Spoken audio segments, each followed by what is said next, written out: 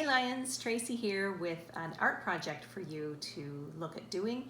It ties in with what we've been talking about in our lessons about Jesus and the work that he was doing to try to open people's eyes to what God wanted from them.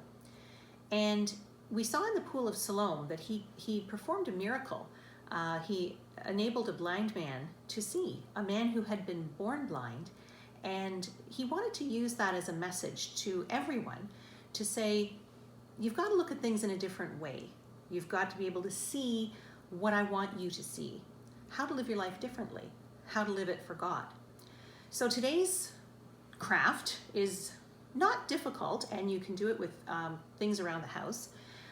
So you need some paper, handy 8.5 by 11, or if you have bigger, that's fine too. And you're going to need to look around your house and see the objects in it in a different way. You're going to be looking for something that you can trace with pencil. So I looked around and I found a candlestick and pepper shaker. It's got kind of an octagonal shape, like a stop sign kind of there, and a comb.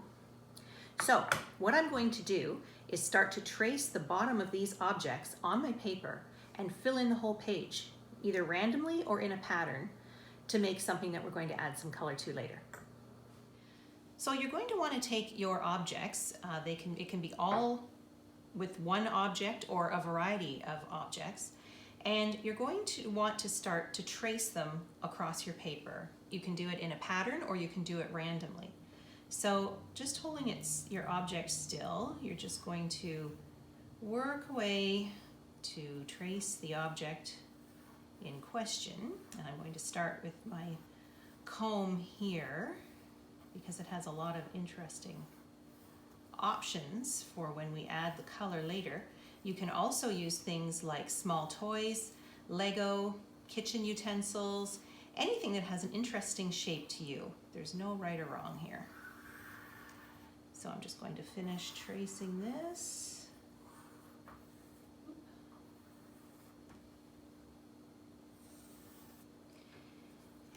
And then I'll move on and do my other shapes. What you want to do, whether you're using one object or several, is to make sure they overlap somewhere along the line. And so my candlestick here, I'm going to overlap with the comb. And it doesn't matter if the shapes aren't perfect. And then I'm going to use my little pepper shaker and trace this. So if you want a pattern, you can use a pattern to fill in the page, and you can use the objects as well running off of the paper. So if you wanted just, in this case, to use part of the comb here, I can just quickly fill it in here on the edge of the paper so that the whole page is filled in a way that's pleasing to you. And you just go ahead and fill in the rest of your page. I've got some examples here from our Roar group. We started to work on this project as a group, and this one you can see is scissors, which is going to make quite an interesting pattern. We didn't get a chance to finish these yet, but we'll get back to them. And this one was rolls of tape. So you can see how they're working to fill in the entire paper, and this is a much bigger sheet at 11 by 14. Okay, so once you get your object or objects traced on your paper, you will either have a pattern, if that's how you chose to do it, or something sort of random that looks like this. I've gone for kind of an abstract pattern. We're going to add some color to them now, and you can choose either a number of shades of the same color or color groups, opposite colors, or multicolor, whatever you choose to do. Okay, now this is where it gets interesting. I'm using a combination of markers and pencil crayons to complete my drawing. And what I'm going to do is look at my paper carefully and see where the lines cross. So I can see my original shapes, my candlestick, my comb, and my pepper shaker, but I'm now looking for different shapes. I'm looking for shapes that were created by overlapping the objects when I was tracing them. And I'm going to use a selection of greens and blues to do my particular picture. And so what I'm going to do is start to find those shapes, and maybe wherever a line crosses something, I'll change color. You don't have to do it that way. You can do it however it suits you. But that's just how I'm going to sort of make my little collage here. So I'll do a few in green, and then I'll start to look for complementing colors in terms of the shades I've chosen. Oh, there's another shade there. And then I'm going to start to add the color.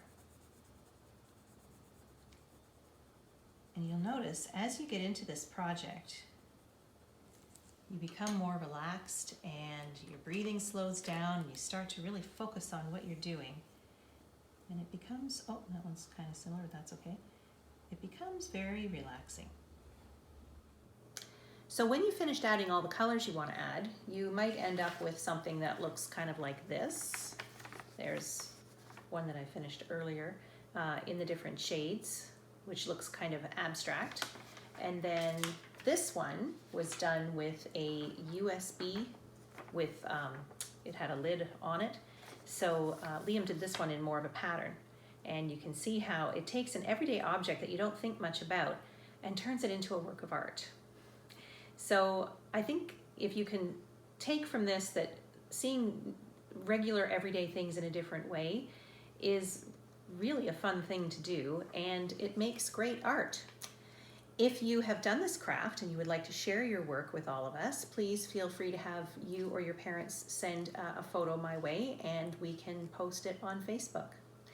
Take care. We'll do another project again soon.